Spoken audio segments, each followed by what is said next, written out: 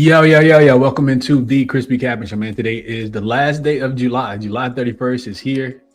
We have 3 more games in the WNBA for today. Before we do, try to make the show a little bit shorter and concise because there are a couple bets that I placed. One that I got in the chamber that I have not placed yet, but I'll try to get through it pretty quickly today.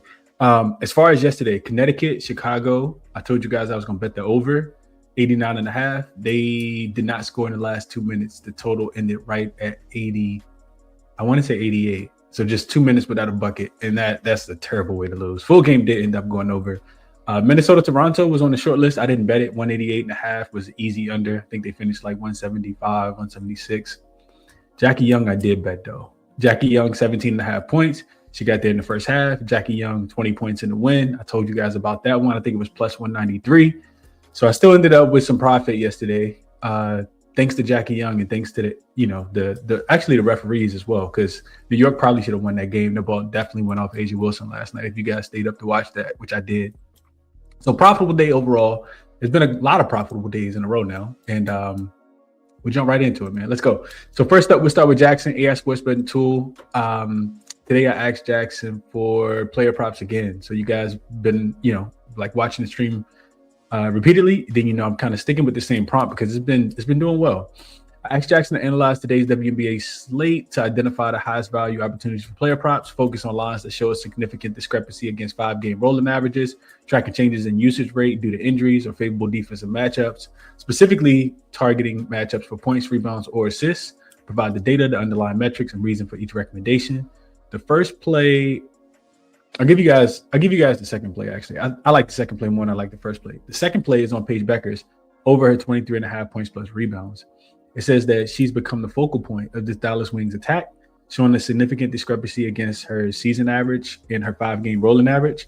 Over her last 5 games, she's averaging 28.4 points plus rebounds, which is nearly 5 points higher than the current line. She's cleared the 23.5 mark in 80% of her last 10 games, maintaining a steady average of 27.6 over that span.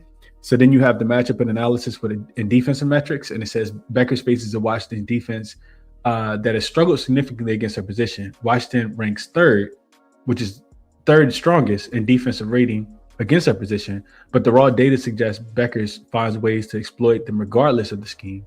While she only recorded 21 points plus rebounds in her last meeting, her recent trajectory shows she's finding her rhythm as a rebounder, averaging 4.8 boards over her last 5 games, compared to a season average of 4.19. There's an added layer of competitive fire in this matchup, as news reports have highlighted a $400 wager between Bueckers and Angel Reese regarding the outcome of the Wings and Dream game, though today she focuses on the Mystics. More importantly, Bueckers has been more aggressive on the road, averaging 25.29 points plus rebounds in visitor contests this season, which is well above the 23.5 line, which I kind of like that. I think Paige the numbers speak for themselves, but Paige averages more on the road than she does at home. I think she tries to get everybody else involved, which she did on that last play. She probably should have kept that ball and not passed it to Jessica Shepard. But regardless of all that, because Jessica Shepard looked like a deer in headlights. She was not ready for that moment the other day when they lost that game to Atlanta on the last possession. But regardless of all that, that's what Jackson likes today. Paige Bueckers over her 23.5 points plus rebounds, and I think that it could be a winner. I'm not betting it, but I do think it could be a winner. Tell you guys what I bet in that game, because I did make a bet in that game. So first up, we have let's see.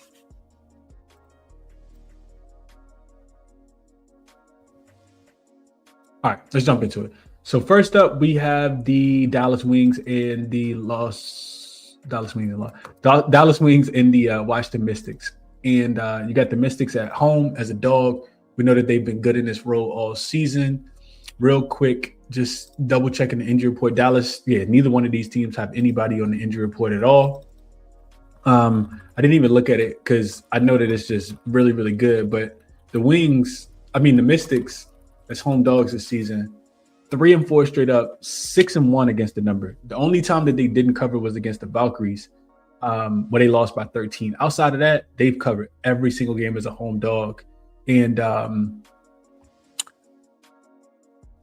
don't want to fade them. I don't want to fade them at home. I do think that they're playing some really good basketball. Let me get to my notes real quick. So I don't want to fade them at home. I also let's talk through this. So Dallas is actually coming off a game where they probably should have won.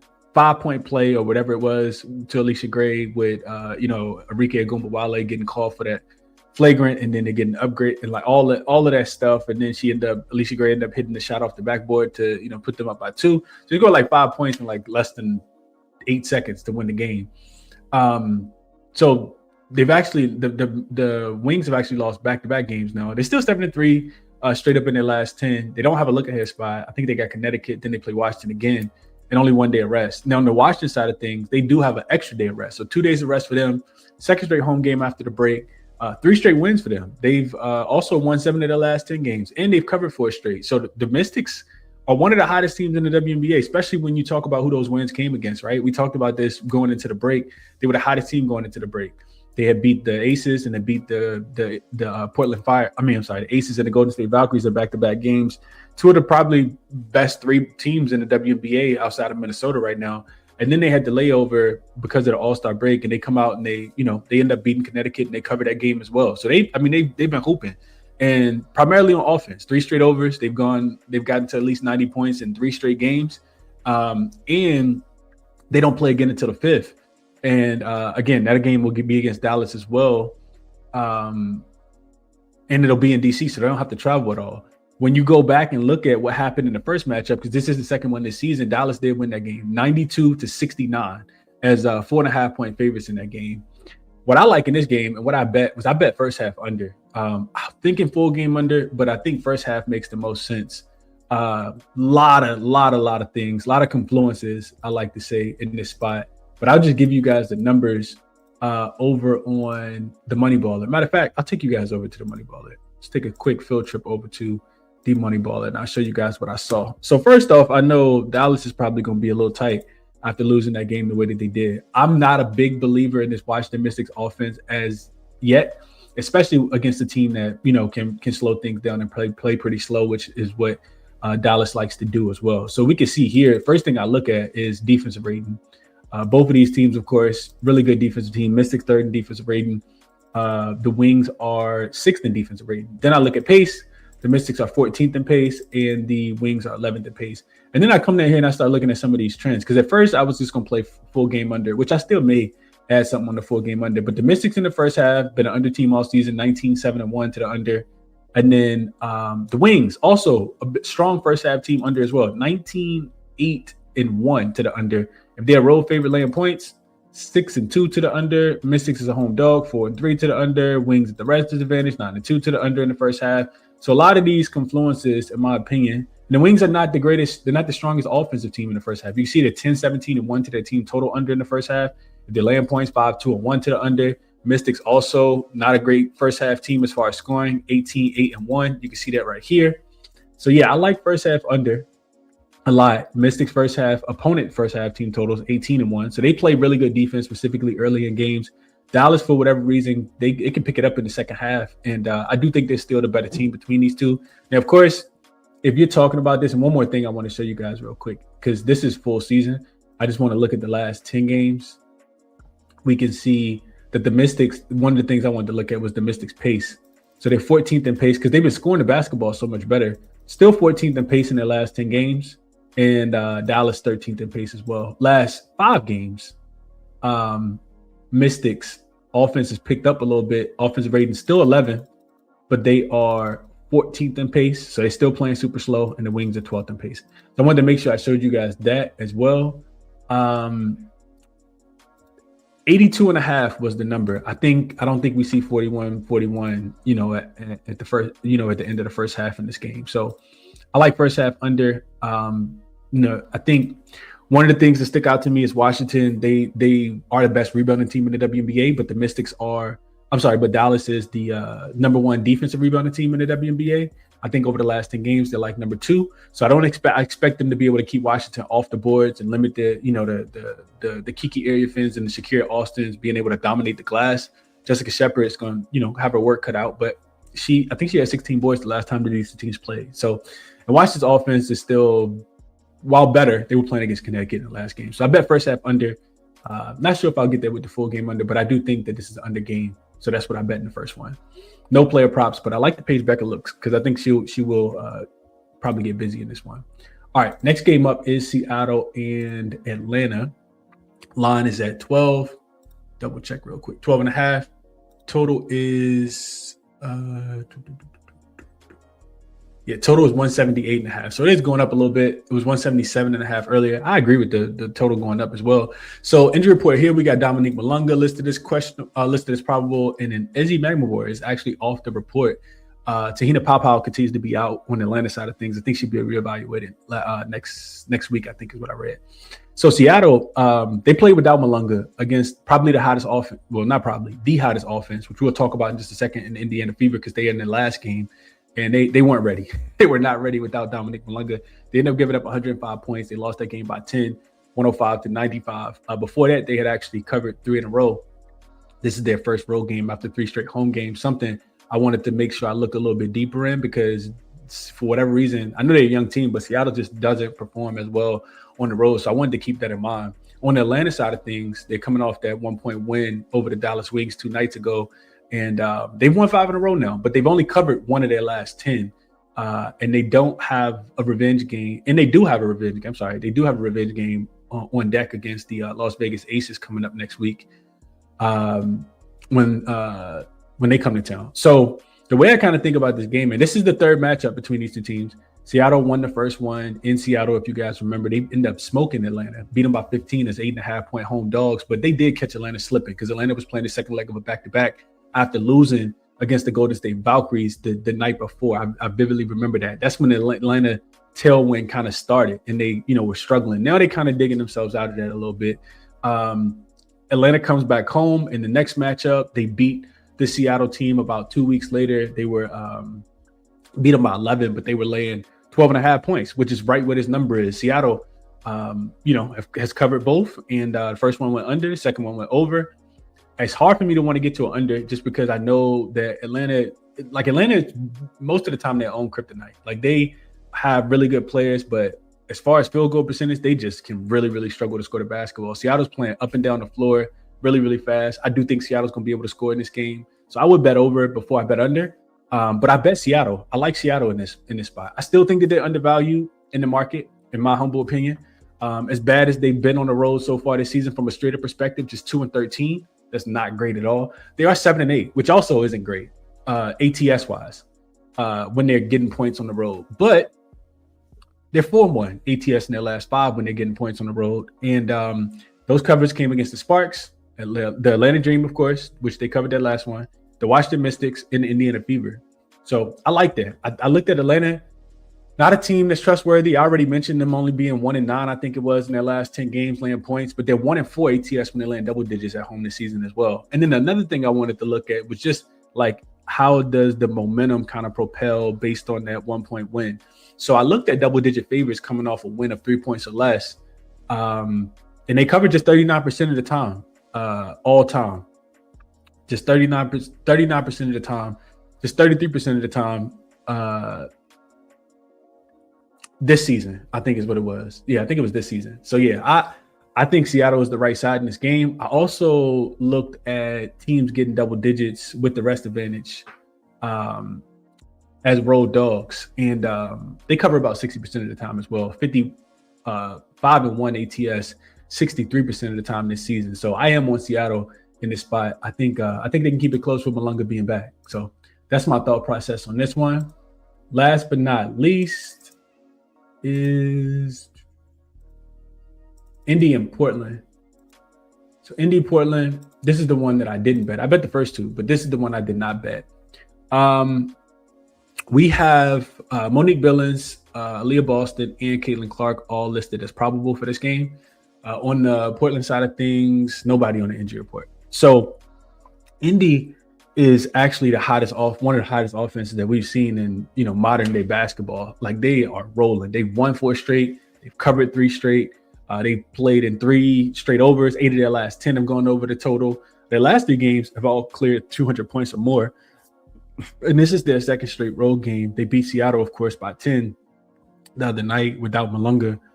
And then on the Portland side of things, like, Portland is a difficult team. Like, in my opinion, I don't really know what I'm getting from Portland, except they are playing hard. They're 7-3 ATS in their last 10 games. They did lose by 15 to the Aces right after the All-Star break. They host. This starts at least a 4-game homestand for them, and they've been playing just overs. They're not playing a lot of defense. So this is the third matchup between these two teams. The Portland, they lost the first one, so they lost by 17 as 9.5-point road dogs, and then they came home and they were getting 11.5 points, and they actually smoked the Indiana Fever. This was when Caitlin Clark and what's the coach name? I can never think of her name. Stephanie White were kind of going back and forth on the bench or whatever the case might be. I just can't fade the Indiana offense right now, though. So it'd be over for me and nothing in this game as well. They just play so fast. Like, this is such a fast-paced team. Indy is actually only the 4th team in WNBA history to score 100 points in 4 straight games.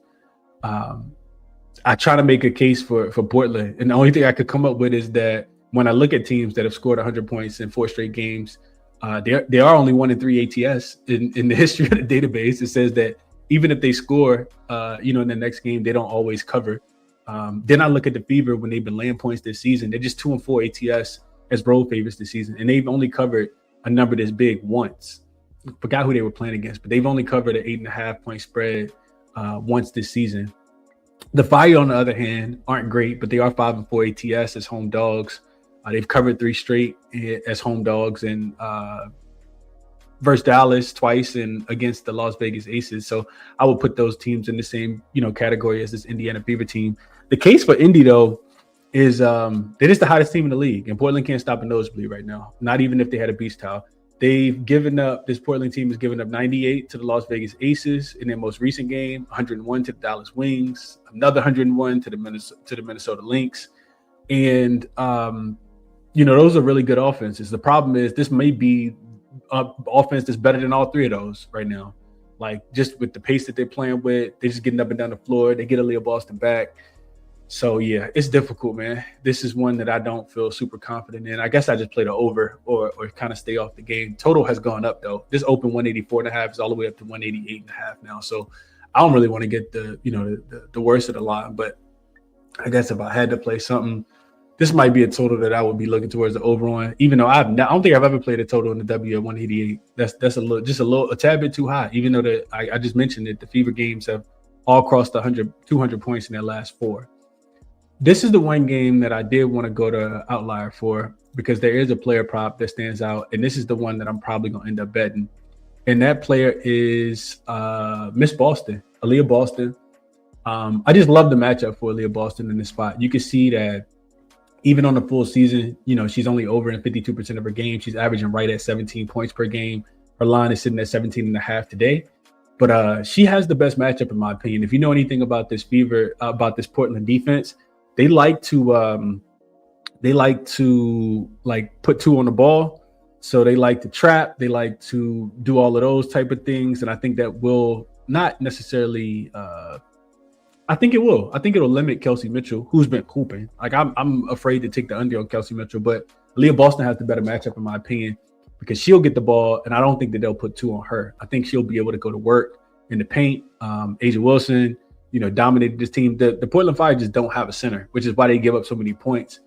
We look at, Aaliyah Boston, we can see that first of all, this Portland team is giving up the 3rd most points in the WNBA overall. And when she gets a matchup like this, I think she can kind of go to work. The head-to-head splits look really, really good. You can see that she had 24 and 18 in these 2 games. And these were, with limited minutes as well, just 21 and 25 minutes in these games as well. The first one was a blowout, and the second one was a blowout as well. So if I'm expecting her to play, the first one they blew Portland out. The second one, Portland blew them out. So if I'm expecting her to play well, play more than 23 minutes a game, which if we look at her full season, we can see that she's playing about 26 minutes per game, which is on a decline. That's not great. But I think 17.5 is doable for Aaliyah Boston in this spot, because if she's going to play the minutes, Portland can keep the game close, then she's definitely going to go over this number, in my opinion. 63% in the 2 games that she's played against them is her field goal percentage, 40% from the 3-point line, five made free throws a game. I like Aaliyah Boston, man. I think her Yeah, I mean, she just has the best matchup in my opinion. So that's what I like as far as player props go in this one. Be Aaliyah Boston for me over her points. And that's gonna wrap up the show, man. As far as recap, hit the like if you can, subscribe if you guys have not, turn notification bell on if you are interested to know when I do go live and drop these videos. But yeah, recap is here. I don't know why I looked at funky. Oh, I just got a whole bunch of space in between these lines here. So I did bet Dallas and Washington first half under. Seattle I did bet as well, plus 12.5. And Aaliyah Boston, I'm probably gonna get there. 17.5 points, maybe even 20. Kind of feels like a Jackie Young spot from last night. So those are the three things that I like today. I consider, again, the Dallas Washington full game under 169.5, which is now gone. It was available on BetMGM when I first started the show this morning. So somebody's pushing this number down, and I agree with it coming down as well. I considered that. Maybe I'll play it if the first half doesn't go my way, but I do think that it will today. So that's what I like, man. Best of luck on your action. Resources, they're all listed in the description. Shout out to the Money Baller because I found a couple of the plays and used a lot of their reference. They even have first half stuff now. Outside of just like trends, they got first half like defensive rating, offensive rating. It's a ton of stuff on the Money Baller. And of course, Outlier, where the website that I use, the handicapping tool that I use to go find all my player props. And kind of just, I use my mind first, then I use Outlier to see if it makes sense, from what I'm thinking. So that's it for today, man. Appreciate you all for tapping in. Hit the like on the way out. You guys have a great Friday. Enjoy the games. Enjoy the day. And I'll catch you guys in the next one, man. I'm out.